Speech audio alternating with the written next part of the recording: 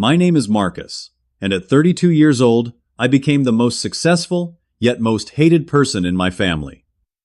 When my dad passed away, he left me in charge of our family home and his assets.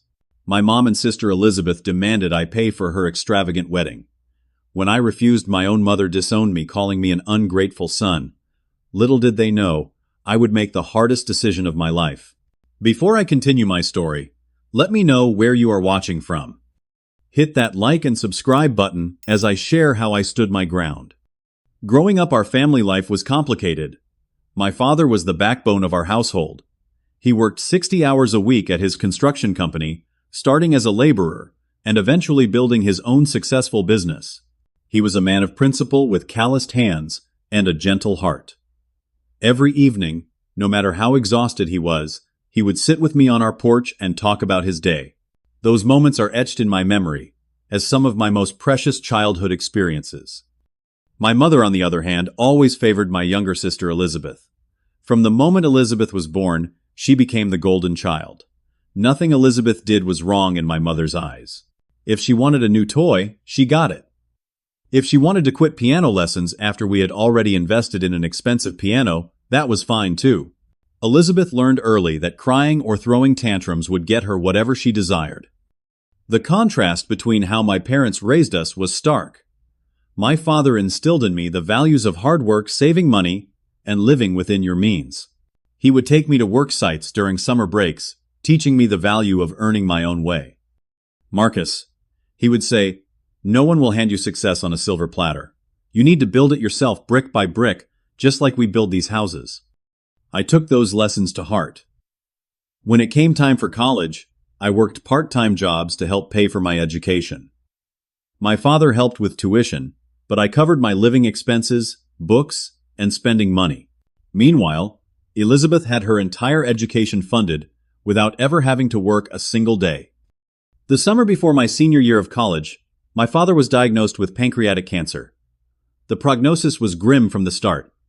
During those final months, as his body weakened, our talks on the porch became more serious. He worried about what would happen to our family after he was gone. Your mother has never been good with money, he confided one evening as we watched the sunset. And Elizabeth, she takes after her in that way. I need you to promise me something, son. I remember the weight of his hand on my shoulder, how thin it had become. Anything, Dad, I said. Take care of them, but do not enable their worst habits.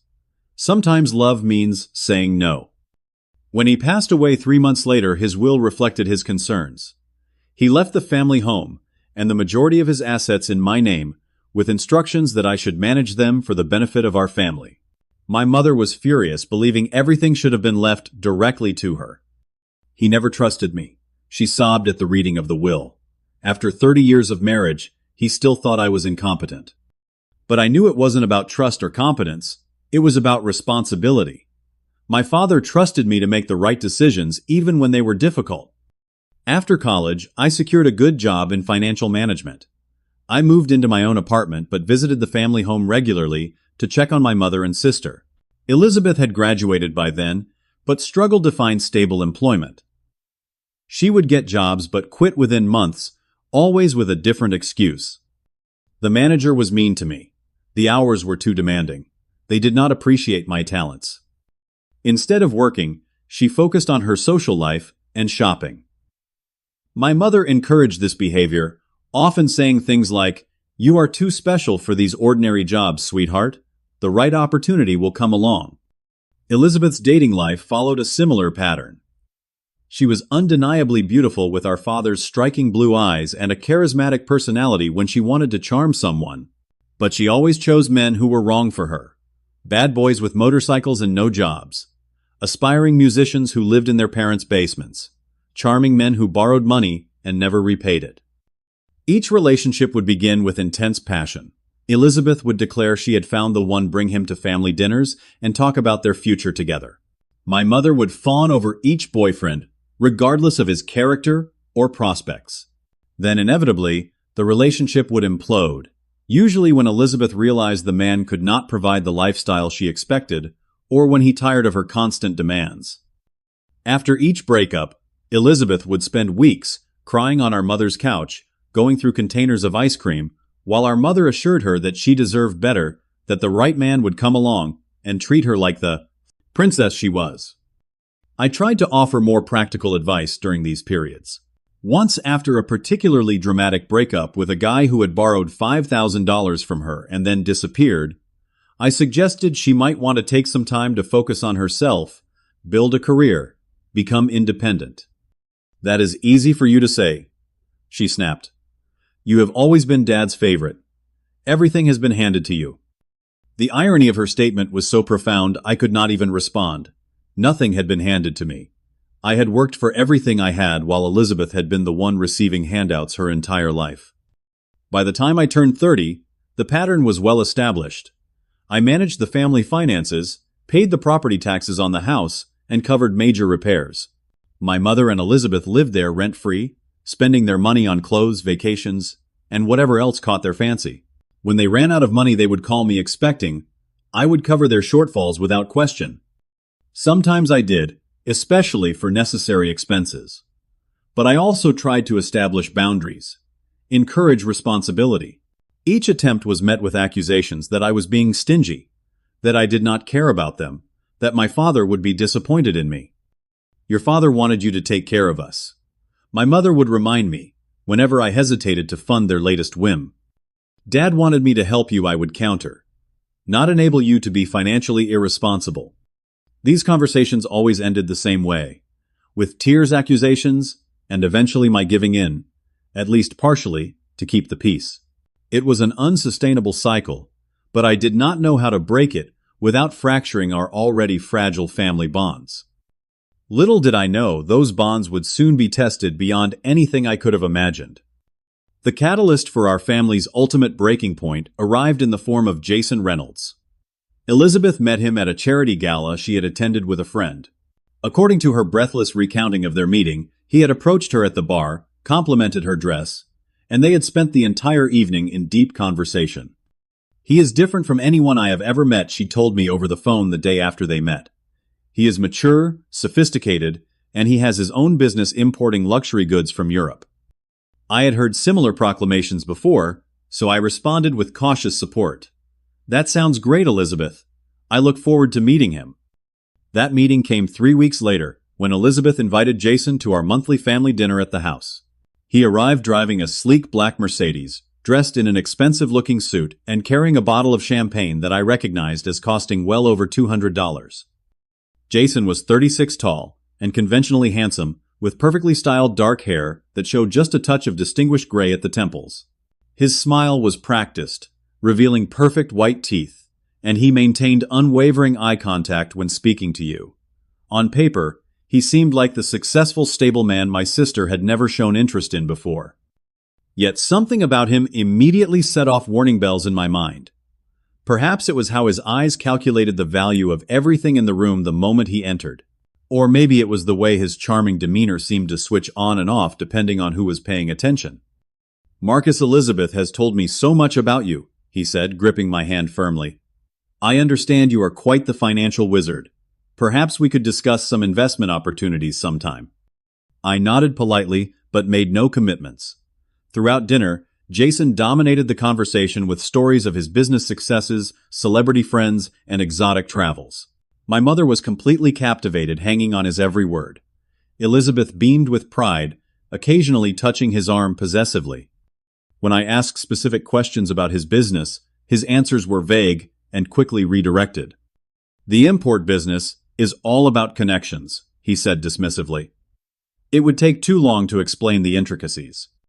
After dinner, when Jason stepped outside to take a phone call, I asked Elizabeth how long he had been running his import business. "I am not sure exactly," she admitted, "but it must be successful. Look at his car, his clothes, his watch. He took me to dinner at Le Bernardin last week." 3 days later, I ran a background check on Jason Reynolds. What I discovered confirmed my suspicions. There was no record of any import business registered under his name. His credit score was abysmal. He had 2 previous bankruptcies and a string of addresses, suggesting he moved frequently. Most concerning, he had a sealed record from his 20s that I could not access without legal help. Before I could figure out how to approach Elizabeth with this information, She called me with the most exciting news ever. After just 3 months of dating, Jason had proposed with a massive diamond ring, and she had accepted. "We are planning the wedding for June," she gushed. "Only 6 months away, so we need to start planning immediately." June had been our father's birth month. I wondered if that was a coincidence or a calculated choice. The next day, my mother called me over to the house for what she termed an important family meeting. When I arrived, the dining room table was covered with bridal magazines, color swatches, and catering menus. Elizabeth and my mother sat with identical expressions of excitement. "We have been working on the wedding budget," my mother announced as soon as I sat down. She slid a spreadsheet across the table. I scanned the document and nearly choked on my coffee.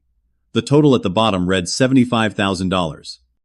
"This is insane," I said, looking up at them.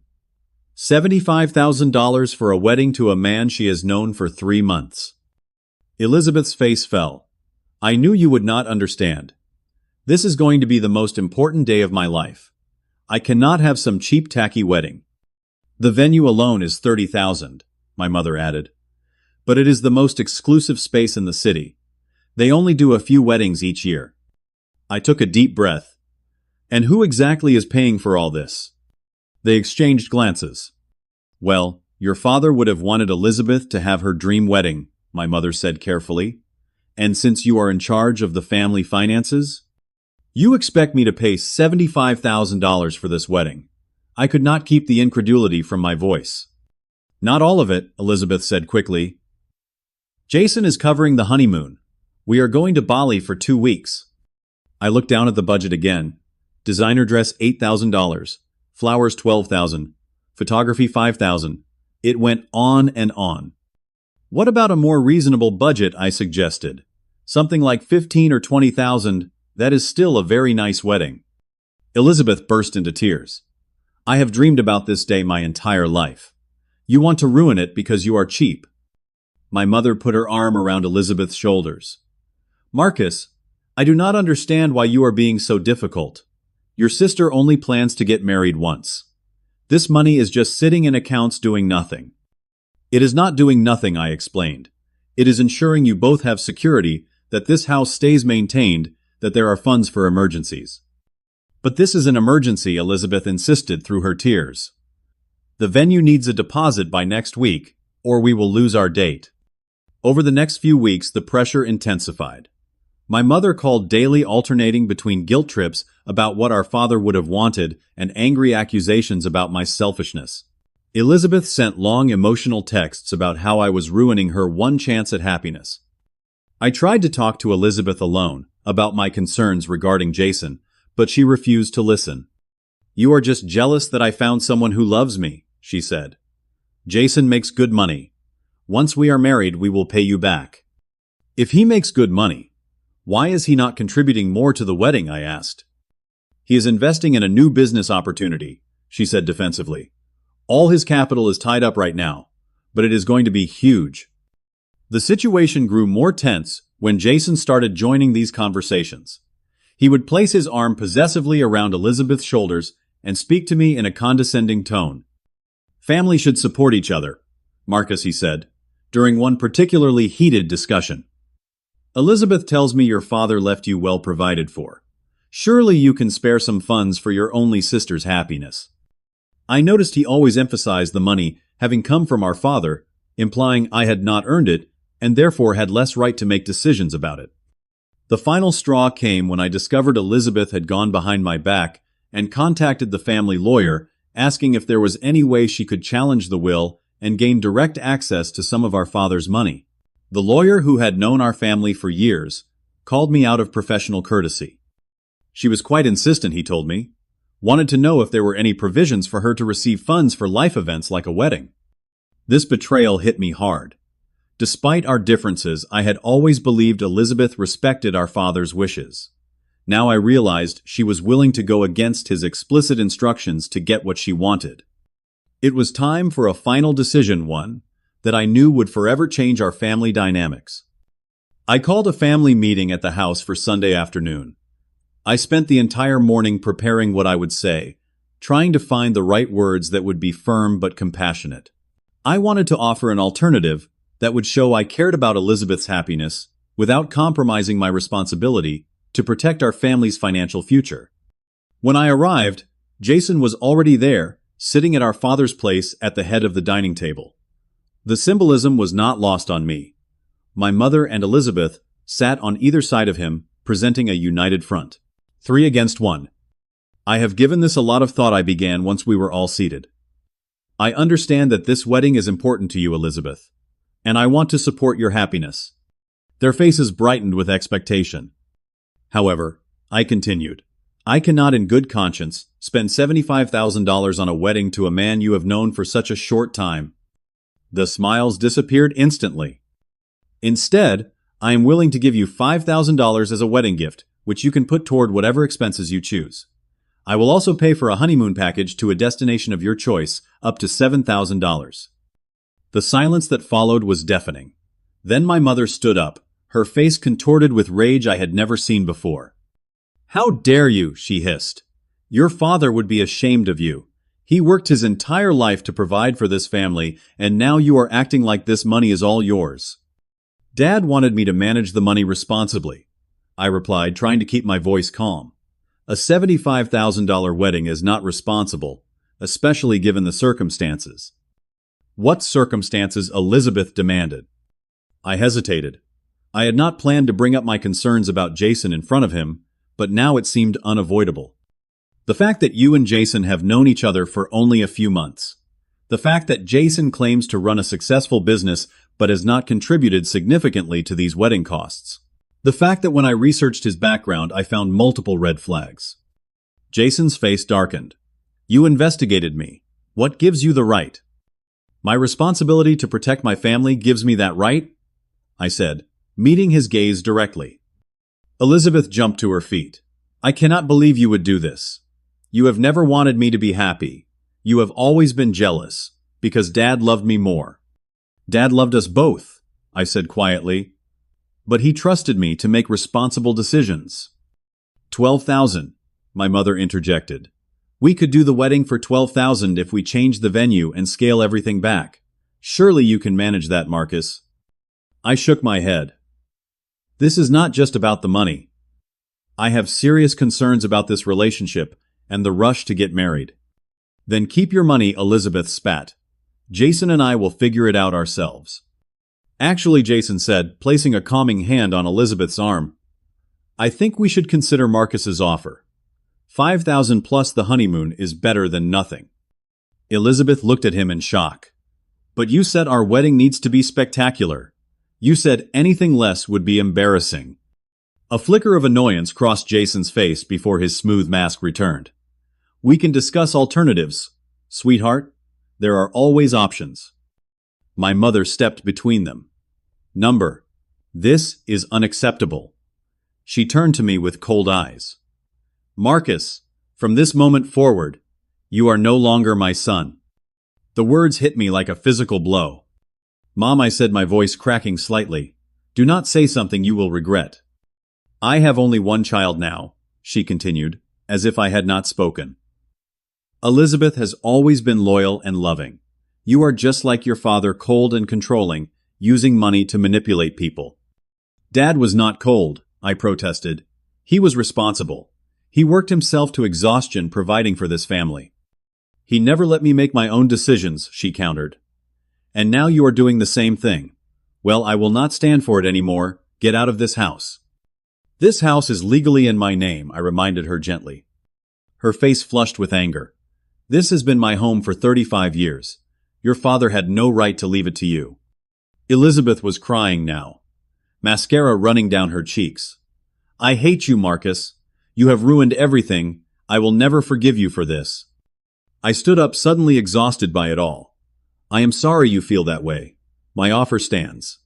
$5,000 and a honeymoon package. Think about it and let me know. As I walked toward the door, my mother called after me, do not bother coming to the wedding. You are not welcome. There may not even be a wedding now thanks to you, Elizabeth added bitterly. I left the house with their angry words ringing in my ears. Over the next few weeks, I received dozens of calls and messages from family, friends, and relatives, all asking why I was being so cruel to my sister. My mother and Elizabeth had spread their version of events, widely painting me as a greedy, controlling monster who was denying my sister her dream wedding out of spite. Nobody asked for my side of the story.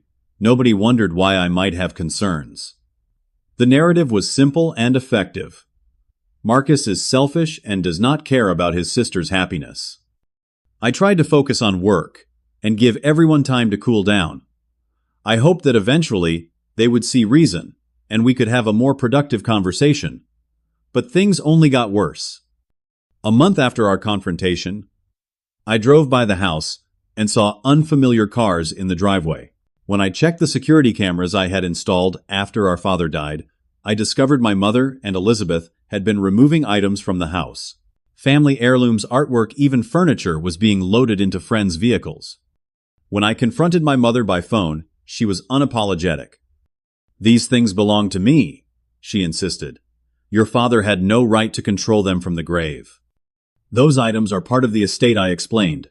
"You cannot just take them without discussion." "We needed money for the wedding," she replied coldly.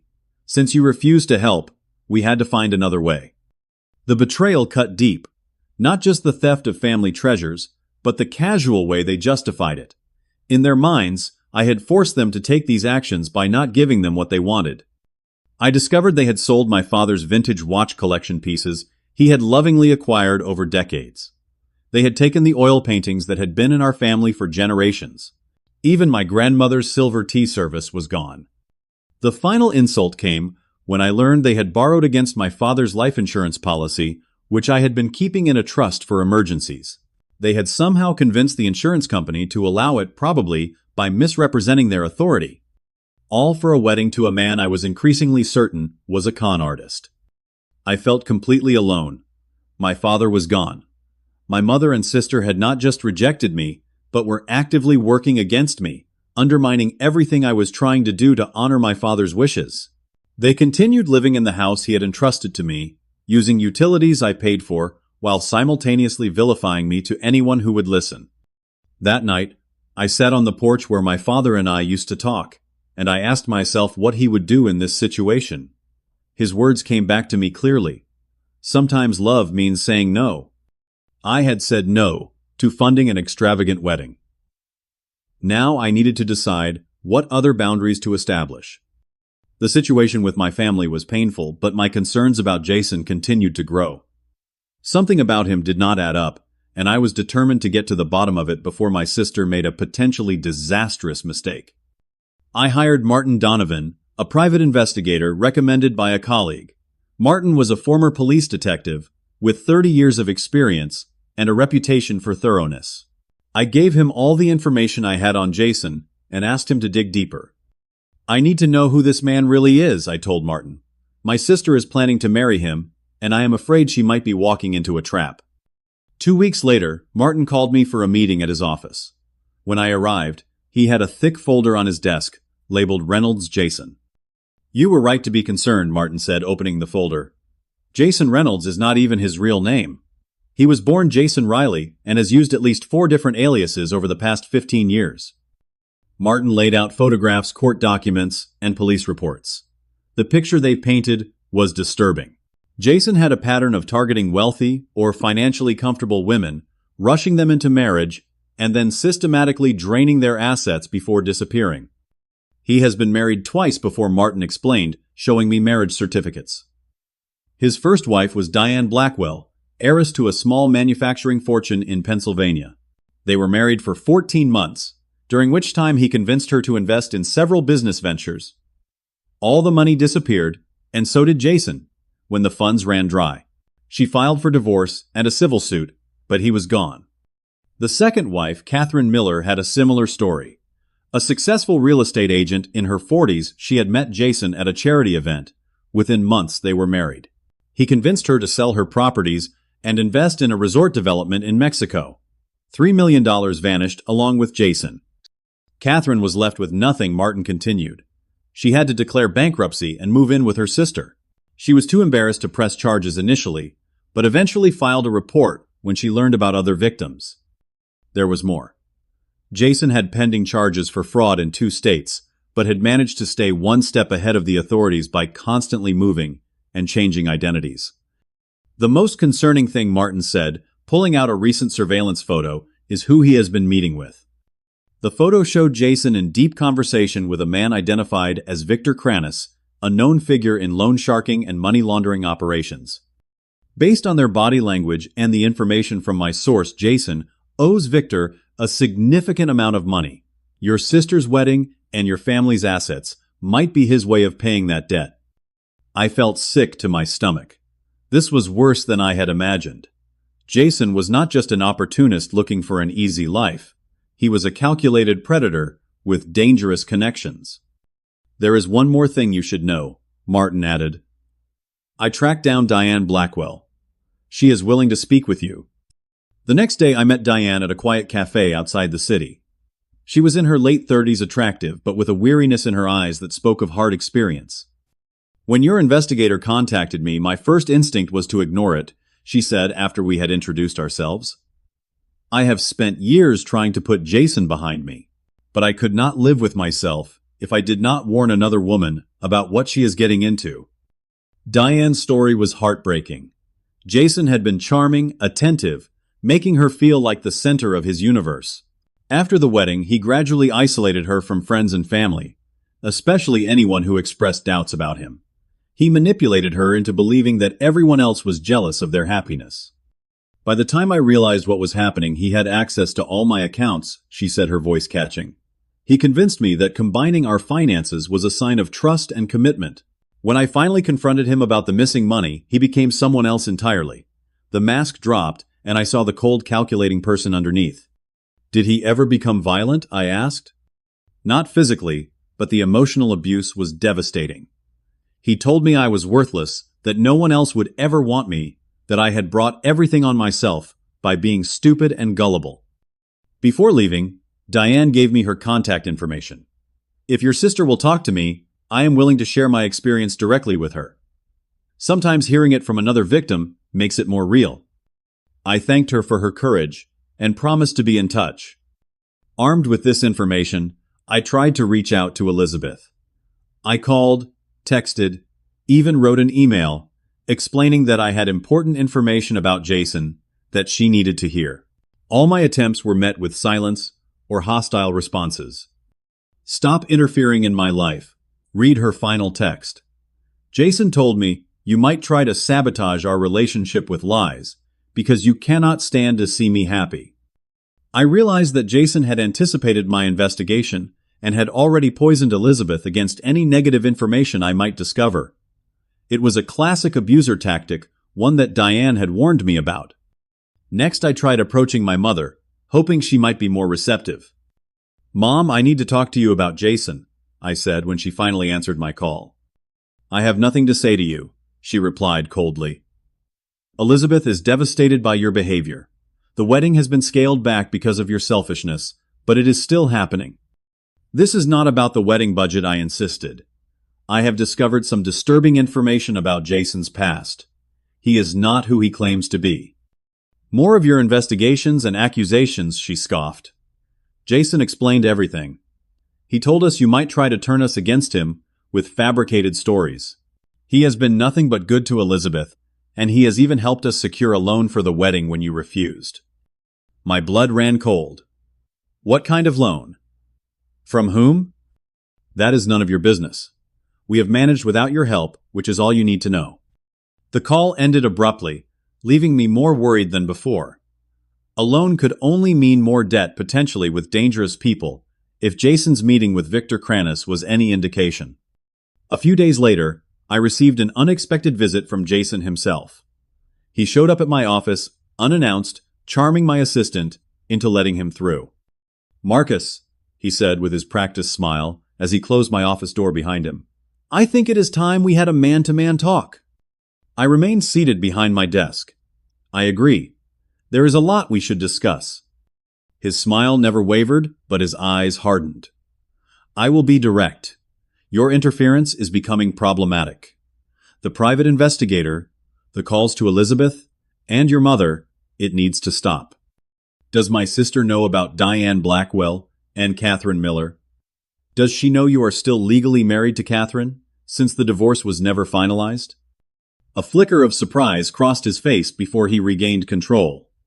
Impressive research. But it will not matter. Elizabeth believes what she wants to believe, and right now, that is that her brother is trying to ruin her happiness out of spite and control. And my mother. Does she know you are using them to access my father's assets? Jason leaned forward, dropping all pretense of friendliness. Listen carefully. You have two options. Either you provide the funding for the wedding and stop interfering, or you continue on this path and lose your sister and mother forever. They have chosen me. Even with your revelations, who do you think they will believe? The controlling brother who has denied them what they want, or the supportive fiancé who has been there for them? You will not get away with this, I said quietly. I will not let you destroy my sister's life. He laughed, a cold sound devoid of humor. You already have. By opposing this wedding, you have pushed her firmly into my corner. Every objection you raise is just proof to her that you are the villain in this story. As he turned to leave, he added, Oh, and Marcus. Some of the people I owe money to are not as civilized as I am. It would be a shame if your interference caused problems for your family. Think about that before you make your next move. The threat was clear. Jason was not just a con man, he was dangerous, and my family was in deeper trouble than I had realized. That night, I could not sleep. I kept thinking about my father's final advice. Take care of them, but do not enable their worst habits. Sometimes love means saying no. I had said no to funding the wedding. Now, I needed to say no to allowing this situation to continue in the house my father had entrusted to me. It was time for drastic measures, not out of vengeance, but out of love, and a desperate need to protect my family from themselves. The situation reached a breaking point 3 weeks after my confrontation with Jason. I received an alarming call from Mrs. Patterson, our elderly neighbor, who had known our family for decades. Marcus, dear, she said, her voice trembling with concern. I thought you should know there have been some strange men at your house today. They did not look like movers, but they were carrying out boxes. Your mother seemed upset. I thanked her and immediately drove to the house. When I arrived, the place was quiet, but something felt off. Using my key, I entered to find my mother sitting alone in the living room, her face pale and drawn. What are you doing here? She asked. But the usual venom was missing from her voice. She sounded tired, defeated. Mrs. Patterson called me, I explained. She said there were men taking things from the house. My mother looked away. It is none of your concern. This house and everything in it is legally my concern. I reminded her gently. Dad left it in my care. Well, your sister needed money for the wedding. She snapped, some of her fire returning. Since you refused to help, we had to make other arrangements. I looked around the room and noticed several empty spaces where valuable items had once stood. The antique grandfather clock that had been in our family for 4 generations was gone. So was the Tiffany lamp from the corner table. But most shocking was the empty space above the fireplace where my father's prized possession had hung an original oil painting by a local artist depicting our family home in the early morning light. You sold Dad's painting, I asked, unable to keep the hurt from my voice. He loved that piece. The artist was his friend. We did what we had to do, my mother replied, but she could not meet my eyes. I walked through the house, cataloging the missing items. In my father's study, the built-in shelves that had once held his rare book collection were empty. His desk, a solid oak piece he had restored himself, was gone too. In the dining room, the china cabinet stood open and bare. The silver that had been passed down through generations, the crystal that only came out for special occasions, all gone. I found Elizabeth in her room, surrounded by shopping bags from expensive boutiques. When she saw me, she quickly tried to hide them. What do you want? She demanded. What have you done, Elizabeth? I asked quietly. Where is all of Dad's stuff? We sold some things we did not need, she said defensively. It is not a big deal. Not a big deal. That painting above the fireplace was painted by Dad's friend from college. He saved for a year to buy it. The books in his study were first editions he collected his entire life. These things were not just possessions. They were his legacy. Well, now they are helping fund my legacy, she shot back. My wedding, my future with Jason. And these, I gestured to the shopping bags. Are designer clothes and shoes part of Dad's legacy too? She had the grace to look embarrassed, but only for a moment. I needed a new wardrobe for my honeymoon. Jason likes me to look nice. I took a deep breath, trying to calm my racing heart. Elizabeth, where did you get the money for the wedding? Mrs. Patterson said. There were men here today. Something flickered across her face. Fear-guilt. But it was quickly replaced by defiance. Jason introduced us to some investors. They gave us a loan against the house. Ice formed in my stomach. This house is not yours to borrow against. It is in my name. But it should have been ours, she cried. Dad should have left it to Mom. You are just being technical. What kind of investors, Elizabeth? What are the terms of this loan? She looked away. I do not know the details. Jason handled everything. Of course he did. I returned to the living room where my mother was still sitting, staring vacantly at the empty space above the fireplace. Mom, what have you and Elizabeth done? What kind of loan did Jason arrange? She looked up at me, and for the first time I saw uncertainty in her eyes. The wedding venue needed full payment up front. The caterers, too. Elizabeth's dress was custom designed. We needed the money, and Jason knew these people who could help. Did you sign anything I pressed? She nodded slowly. Some papers. Jason said it was just formality. They gave us $30,000 cash. Loan sharks. It had to be. Probably the same people Jason already owed money to. Now he had entangled my family with them directly. Where is Jason now? I asked. At his apartment, my mother replied. He is meeting us later to discuss the final wedding arrangements. I sat down heavily in my father's old armchair. Mom, you, and Elizabeth are in danger. These investors Jason found, they are not legitimate. They are probably loan sharks, the kind of people who use violence to collect debts. That is ridiculous, she scoffed, but there was no conviction in her voice. Jason would never put us in danger. Jason is not who you think he is, I said firmly.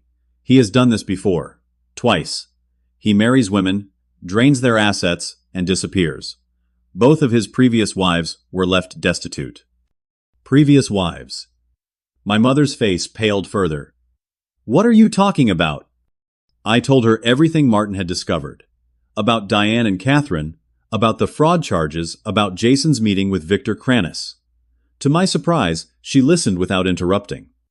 When I finished, she was silent for a long moment before speaking. Even if this is true, she said, finally it is too late now. The wedding is in 3 weeks. Invitations have been sent. Everything is paid for. It is not too late, I insisted. We can cancel the wedding. I will cover any losses. The important thing is keeping Elizabeth safe. My mother shook her head. She will never believe this. She is completely in love with him. And now, with this loan. I am afraid of what these men might do if we back out. Her admission sent chills down my spine. What exactly had they gotten themselves into? That evening I called an emergency meeting with my lawyer Andrew Peterson, who had also been my father's attorney for many years. The situation is grave, Andrew said after I explained everything. Your mother and sister had no legal right to borrow against the house, but these kinds of lenders do not care about legal niceties. They will expect to be repaid, one way or another. What are my options? I asked. Andrew steepled his fingers. Legally, you could report the theft of the items from the house. You could also evict your mother and sister since the house is in your name. But I sense that is not what you want to do. I want to protect them, I admitted. Even though they have hurt me, betrayed my father's trust, I still love them. Sometimes the kindest thing you can do for someone is to let them face the consequences of their actions, Andrew said gently. Your father knew what he was doing when he put you in charge. I spent the next few days wrestling with my decision. I consulted with Martin about the loan sharks and the potential danger. I spoke again with Diane Blackwell, who reinforced that Jason would not stop until he had taken everything. I made one final attempt to reason with Elizabeth, showing her the evidence Martin had gathered. She tore up the photos and documents, screaming that I was trying to ruin her life. Jason warned me you would do this, she shouted. He said you would fabricate evidence to turn me against him. Elizabeth, please, I begged. Just talk to Diane. Hear her story directly. I am not talking to some bitter ex who probably got what she deserved, she spat. That was when I knew. Nothing I could say or do would change her mind. She had to hit rock bottom before she would see the truth. With a heavy heart, I made my decision. I would not stand by and watch my sister marry a conman who would destroy her life. I would not allow my mother to continue selling off my father's precious belongings. And I certainly would not let them use the house my father had entrusted to me as collateral for a loan from dangerous criminals. Sometimes love means saying no. And sometimes it means saying no in the strongest possible terms. I called Andrew and gave him my instructions. Then I braced myself for the storm that was about to break over our family. The formal eviction notice was delivered on a Tuesday morning, giving my mother and Elizabeth 30 days to vacate the premises. I had arranged for a moving company to help them relocate their personal belongings, and I had secured and paid for a 2-bedroom apartment for them in a nice area of town. All of this information was included in the letter Andrew had prepared. I was at work when my phone exploded with notifications. First came the texts from Elizabeth. How could you do this to us? We are your family. I will never forgive you for this. Then my mother called, her voice shrill with panic and rage. Is this some kind of sick joke? She demanded without preamble. No, Mom. It is not a joke, I replied as calmly as I could. I cannot allow this situation to continue.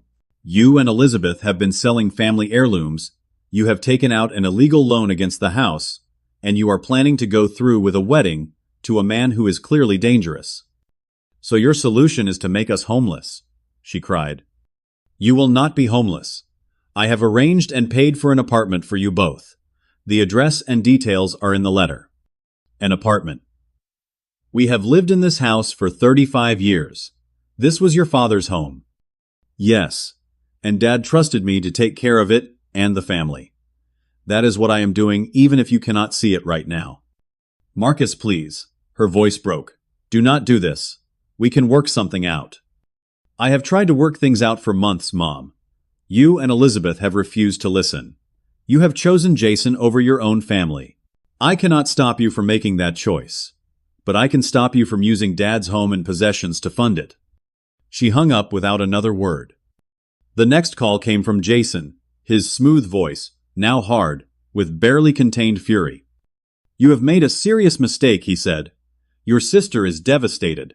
Your mother is talking about having a nervous breakdown. Is this really what you want? What I want is for you to disappear from our lives, I replied. But since that is not happening, I am doing what needs to be done to protect what is left of my family's legacy. The eviction will not stand, he threatened. I have friends in the legal system. We will fight this. Feel free to try, I said. The house is in my name. The eviction is being handled by one of the top law firms in the city. But please waste what money you have left on a legal battle you cannot win. His voice dropped to a menacing whisper. You have no idea what you have started. There are people involved now who will not take kindly to interference. You mean the loan sharks you introduced to my mother and sister? I am aware. In fact, I have a meeting scheduled with Victor Kranis tomorrow. I think he will be very interested to hear how you have been using his money. There was a long silence on the other end. You are bluffing, he finally said, but I could hear the uncertainty in his voice. I never bluff when it comes to protecting my family, I replied and ended the call. I had not actually arranged a meeting with Kranis. That would have been suicidal. But Martin had put out feelers through his contacts, letting it be known that the loan Jason had arranged was based on fraudulent claims about property ownership. Loan sharks might operate outside the law, but they have their own code. They do not appreciate being misled about collateral. The next 2 weeks were a nightmare of emotional warfare. Elizabeth and my mother launched a full-scale campaign to portray me as a monster who was throwing his family onto the street. They called relatives, friends, even my colleagues. Their narrative was compelling in its simplicity. Ungrateful son uses legal technicality to evict his grieving mother and sister. Most people only heard their side and reacted accordingly. I received angry calls from distant relatives, disappointed messages from family friends, and concerned inquiries from coworkers. I did not bother trying to defend myself to most of them. Those who truly knew me would reserve judgment until they heard my side. As the eviction date approached, Elizabeth and my mother refused to pack or make any preparations to leave. They were convinced I would back down, that I could not possibly go through with it. But they did not understand what was at stake. This wasn't about punishing them or asserting control. It was about saving them from Jason and the dangerous people he had involved them with. It was about honoring my promise to my father to protect our family, even when that protection was unwelcome. On the morning of the eviction, I arrived at the house with Andrew, 2 sheriff's deputies, and the moving crew I had hired. I had hoped it would not come to this, that my mother and Elizabeth would have seen reason and prepared to leave voluntarily. But the driveway was empty of moving vehicles, and when I rang the doorbell, no one answered. One of the deputies knocked loudly. "Sheriff's Department, we have an eviction order." After several minutes, my mother opened the door. She was still in her bathrobe, her hair uncombed, her eyes red from crying. "You are really doing this," she said, her voice hollow. "I am sorry it came to this, Mom," I said sincerely. "But, yes, the eviction is proceeding today." The deputies explained the process, while the movers waited for instructions. My mother seemed to collapse in on herself, all the fight gone. "Where is Elizabeth?" I asked. "She left last night," my mother replied. "She is staying with Jason. She said she could not bear to be here when you came to throw us out." That was concerning. I had hoped to keep Elizabeth away from Jason during this process. "Mom, I have arranged for you to stay at the Residence Inn until the apartment is ready next week," I explained. "All the information is here." I handed her a folder with the details.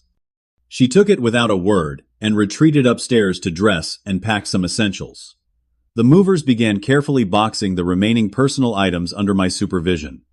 As they worked, I walked through the house, noting what else had disappeared since my last visit. More books, more artwork, more family photos in their silver frames. It was as if my father was being erased piece by piece. In Elizabeth's room, the movers found shopping bags stuffed with brand new clothes, shoes, and accessories. The tags were still attached to most items. Thousands of dollars of luxury goods purchased, while family heirlooms were being sold off. By mid-afternoon, the house was cleared of my mother's and Elizabeth's personal belongings. Everything had been cataloged and would be stored securely until they were ready to claim it. My mother stood in the driveway, watching as the last boxes were loaded into the moving truck. "You have destroyed this family," she said as I approached her. "I hope you are satisfied." "That is not what I was trying to do," I said quietly. "I was trying to save what is left of it. By throwing your mother out of her home, by humiliating your sister before her wedding, by stopping you both from making catastrophic mistakes that would have far worse consequences than this temporary disruption I corrected. Mom, you took out a loan from dangerous people. Do you understand what they would do if you could not repay it?" She looked away. "Jason said he would handle it."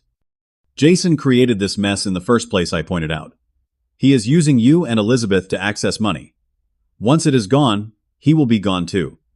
A car pulled into the driveway, and to my surprise, Jason stepped out. He was alone. "Elizabeth asked me to check on you," he said to my mother, completely ignoring my presence. "Are you all right?" "As well as can be expected. When being evicted from my own home," she replied, shooting me a venomous look. Jason put his arm around her shoulders in a show of support. "Do not worry. We will fight this. I have already spoken to a lawyer." I stepped forward. "Where is my sister Jason?" He finally acknowledged me with a cold smile. "Safe from you and your controlling behavior. She is staying with friends until the wedding." "The wedding is still happening." I could not hide my surprise. "Of course it is.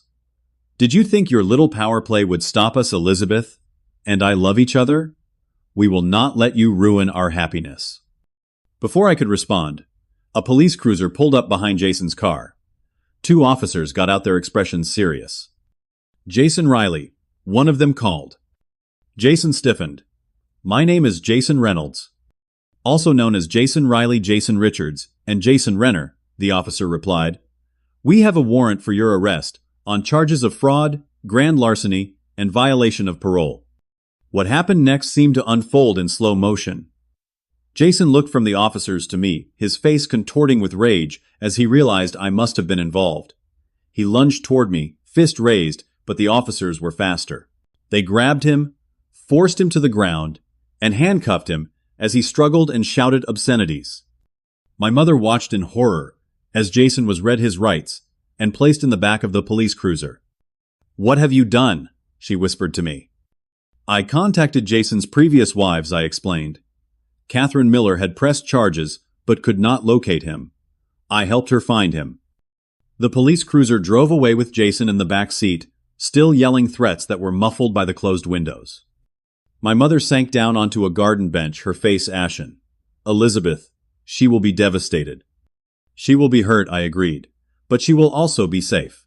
And eventually, she will understand why this had to happen." I sat beside my mother, keeping a respectful distance. "Mom, I know you think I betrayed the family, but everything I have done I did to protect you and Elizabeth. Dad asked me to take care of you both, and that is what I am trying to do even when it hurts." She did not respond, just stared at the empty space where the police car had been. "The apartment I rented for you is nice," I continued. "It is in that building near the park that you always admired. 2 bedrooms, a balcony, morning sun. I have paid the rent for a year. After that, we can discuss what comes next." Still no response. "I will drive you to the hotel now if you are ready." Finally, she looked at me, her eyes filled with conflicting emotions. "I do not know what to believe anymore. About you, about Jason, about anything." It was not forgiveness or understanding, but it was a crack in the wall of hostility. It was a start. As we drove away from the house, I caught my mother looking back at it, tears streaming silently down her face. I wondered if she was seeing the home she had shared with my father for 35 years, or if she was finally seeing the truth about the situation we had all found ourselves in. Either way, something had shifted. The worst was over, but the healing had barely begun. The months following the eviction and Jason's arrest were among the most difficult of my life. Elizabeth disappeared for weeks, ignoring my calls and messages. My mother moved into the apartment I had arranged, but maintained a cold distance. Family gatherings became awkward affairs, where people chose sides, and conversations were carefully edited to avoid triggering topics. I threw myself into work, trying not to dwell on the fractured state of my family. I focused on restoring the family home, recovering what heirlooms I could from pawn shops and auction houses, and fulfilling my daily responsibilities. But the silence from my sister, and the strained interactions with my mother, weighed heavily on me. 3 months after the eviction, I received an unexpected text from Elizabeth. "Can we talk?" We met at a quiet cafe near her new job. She had found work as an administrative assistant at a local marketing firm, her first steady employment in years. She looked different. The designer clothes and perfect makeup were gone, replaced by a simple blouse and jeans. Her hair was pulled back in a practical ponytail, but the most noticeable change was in her eyes. The entitlement and anger had been replaced by something more grounded, more aware. "Thank you for meeting me," she said, as I sat down across from her. "Of course," I replied, trying to hide my nervousness. "How are you?" She gave a small, sad smile. "Honestly, I am still figuring that out. Everything changed so fast." I nodded, waiting for her to continue. "I was so angry at you," she admitted. "I thought you had ruined my life, destroyed my chance at happiness with Jason. I believed every horrible thing he said about you. And now," I asked carefully, "now I know he was using me, using all of us." She looked down at her coffee. "After he was arrested, all these women came forward. There were 6 of them, Marcus. Not just the 2 you knew about. 6 women he had conned over the years." I had heard about the additional victims from Martin, but had not wanted to overwhelm Elizabeth with that information. "His real name is not even Jason," she continued. "It is Jeremy Sampson. He has been doing this for almost 20 years. "I am so sorry, Elizabeth," I said sincerely. "I never wanted to hurt you. I just wanted to protect you from him." "I know that now." She looked up, her eyes shining with unshed tears. "But at the time, all I could see was my brother destroying my wedding, evicting me from my home, humiliating me in front of everyone." "It was never about humiliation," I assured her. It was about stopping you from making a terrible mistake. A mistake I was determined to make, she acknowledged with a self-deprecating laugh. I was so stubborn, so convinced I knew better than everyone else. We talked for hours that day. Elizabeth told me about the aftermath of Jason's arrest, how she had initially refused to believe the charges, convinced it was all some elaborate plot I had orchestrated, how she had gone to the jail to see him, only to have him berate her for not bringing bail money, how she had finally started to see the truth when one of his other victims reached out to her directly. Diane called me, she said. She told me everything Jason had done to her. It was like listening to a preview of my own future if I had married him. Diane is a brave woman, I said. She did not have to get involved again. She said you had been kind to her, that you genuinely cared about protecting your family even when we were treating you terribly. I felt a lump form in my throat.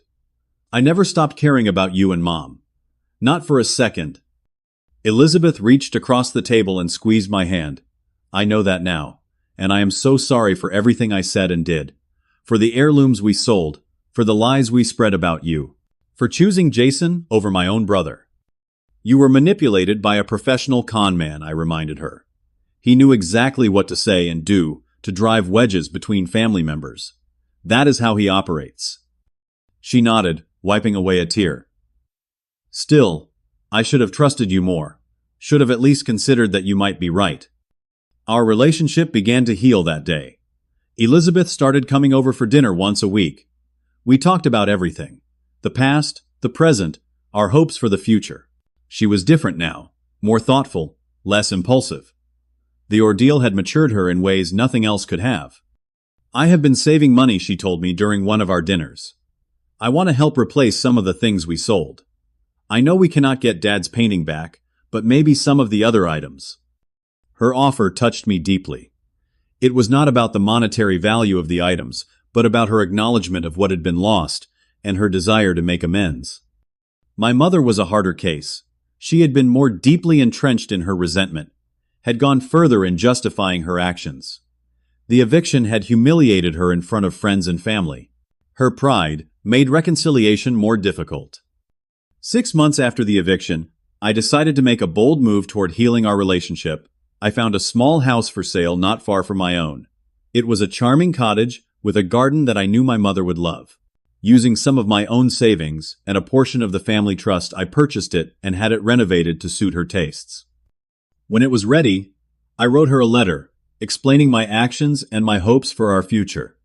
I left it along with the keys on the kitchen counter of her apartment while she was out. Dear Mom, I know the past year has been incredibly painful for all of us.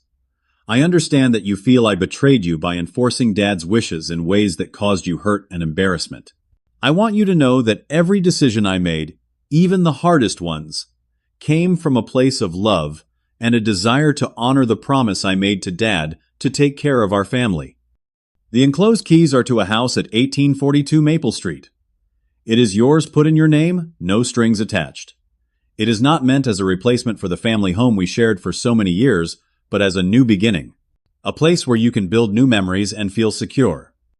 Dad loved you more than anything in this world. His final wish was not to control you from beyond the grave, but to ensure you would always be cared for. That is all I have ever wanted to. Whenever you are ready, I would love to help you move in. Or not. This is your house and your decision. I love you, Mom. I always have, and I always will. Marcus. 2 weeks passed with no response. I began to worry that my gesture had been rejected or misinterpreted. Then one Sunday afternoon, my doorbell rang. My mother stood on the porch looking nervous but determined. I got your letter, she said, and I saw the house. Do you like it? I asked, hoping I had chosen well. It is beautiful, she admitted. The garden especially. I remembered how you always wanted a proper garden at the old house, but the soil was too rocky. She nodded, and I could see her fighting back tears. Marcus, I have been unfair to you. After your father died, I was so angry that he had not trusted me with the estate. I took that anger out on you when you were just doing what he asked. I understand, Mom. No, let me finish, she insisted. I enabled Elizabeth's worst tendencies because it was easier than setting boundaries. I ignored your concerns about Jason because I wanted the wedding to happen, wanted to see at least one of my children settled and happy. I was wrong on all counts, and too proud to admit it. I stepped aside, inviting her in. "Would you like some tea?" It was such a small, normal question, but it represented so much more. A return to civility, a step toward healing. Over tea, we began the long process of rebuilding trust. My mother acknowledged her role in the sale of family heirlooms. I acknowledged that I could have been more understanding of her emotional attachment to the house. We talked about Elizabeth, about how she was growing and changing in positive ways. "She visits me every Sunday," my mother told me. "We cook dinner together. She is learning all the old family recipes." "That is wonderful," I said, genuinely pleased. "She talks about you a lot," my mother continued. "About how you saved her from making a terrible mistake. She admires you more than you know." Slowly, our family began to heal. There were still difficult moments, still conversations that ended in tears or temporary retreats to separate corners. But the foundation was being rebuilt stronger in some ways, for having been broken and repaired. A year after the eviction, we held a small family gathering at my house. Elizabeth was there with her new boyfriend, a kind, hard-working teacher she had been dating for 3 months. My mother brought her famous apple pie. Some of our closest family friends joined us. As I looked around at the people gathered in my living room, I thought about the journey we had taken, the pain, the betrayal, the difficult decisions, and finally, the healing. I thought about my father, and what he would think of how things had turned out. During a quiet moment, Elizabeth found me on the porch, reminiscent of where Dad and I used to have our talks. "I never properly thanked you," she said. "For what?" "For saving me from Jason, for being strong enough to do what was necessary even when I hated you for it." I put my arm around her shoulders. "That is what family does. We protect each other even when it is hard, even when it hurts." "I learned something important from all of this," she said thoughtfully. "Love is not about giving someone everything they want. Sometimes it is about having the courage to give them what they need instead." Her words echoed my father's advice so closely that I felt a pang of emotion. She had learned the lesson he had tried to teach us all along. The experience changed all of us in profound ways. My mother found a new independence in her small house, joining community groups and making friends outside the family circle. Elizabeth discovered her own strength and resilience, building a career and approaching relationships with greater wisdom and discernment. And I learned that sometimes the hardest decisions, the ones that cause temporary pain, are necessary to prevent greater suffering down the road. We also learned that family bonds, though they can be stretched and strained, almost to breaking point, have a remarkable ability to heal when given time, space, and genuine effort. Today, as I reflect on our journey, I am grateful for the difficult path we traveled together. The wounds have healed, leaving scars that remind us of what we almost lost and what we fought to regain. Our family is stronger now, more honest, more appreciative of each other. Sometimes, love means saying no. Sometimes it means making painful choices that others will not understand. And sometimes it means having faith that beyond the storm of hurt feelings and misunderstandings, there is the possibility of reconciliation and growth. If you have ever had to make a difficult decision to protect someone you love, even when they could not see the danger themselves, I hope our story gives you courage. It is not easy to stand your ground when those you care about most are angry with you. But sometimes it is the most loving thing you can do. Thank you for listening to my story. If it resonated with you in any way, please leave a comment below, sharing your own experience with difficult family decisions. Have you ever had to choose between keeping the peace and doing what you believed was right? How did it turn out? Do not forget to like this video and subscribe to hear more real-life stories about family love and the complicated choices we sometimes have to make. Your support means the world to me, and I wish you wisdom and courage in your own family relationships.